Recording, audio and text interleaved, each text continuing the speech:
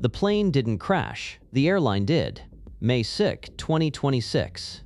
3 in the morning. Spirit Airlines shuts down all flights. Permanently. 93 aircraft. 11,000 employees. 32 million passengers a year. And then nothing. The CEO kept it simple. Fuel prices rose too fast. But that's not the whole story. The real answer is buried in a formula. Spirit built its entire business on from day one. The same formula that eventually killed it. Think of a scale. On one side, the cost of time.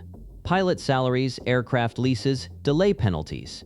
All of it keeps running while the plane sits on the ground. On the other side, the cost of fuel. Aviation engineers call the balance between these two sides the cost index. When fuel is cheap, you fly faster. You burn more, but you complete more flights per day. When fuel gets expensive, you slow down and stretch every pound. Here's the trap for an ultra-low-cost carrier. Their money is in utilization. The plane has to fly as many hours per day as possible. Ryanair squeezes out 9 hours. Spirit, in its better years, averaged around 8.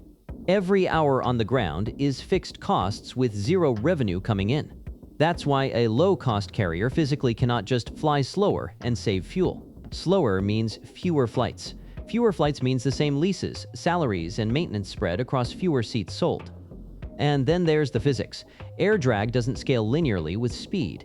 It scales with the square of speed. Fly a little faster and you burn dramatically more fuel. Fly a little slower and you lose flights. Spirit's model was trapped between those two walls. When Spirit finalized its restructuring plan in February 2026, just 3 months before it shut down, the projections assumed 204 c's per gallon of jet fuel. Then, war broke out in Iran. The Strait of Hormuz, through which roughly a fifth of the world's oil transit passes, came under threat. By mid-April, fuel prices had nearly doubled, 442 per gallon. Analysts estimated the additional fuel costs alone ran to about $50 million per month. Over 2 months, $100 million, more than the company's entire available liquidity. And this is where the cruelest feature of the model kicks in. At a conventional airline, expensive fuel cuts into profit.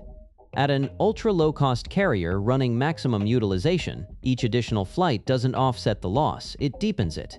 The model inverts. Flying means losing money faster. Rescue talks with the federal government collapsed on May 1st. The next day, Spirit announced it was shutting down.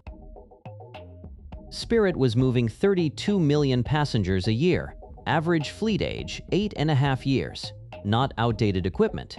It didn't die because people stopped flying. It died because the entire business model rested on a single number, the price of fuel. While that number stayed low, the machine worked. When that number moved outside the acceptable range, the machine stopped. Spirit wasn't an airline in the traditional sense. It was a mechanism for converting cheap fuel into cheap tickets. The fuel stopped being cheap. The mechanism broke.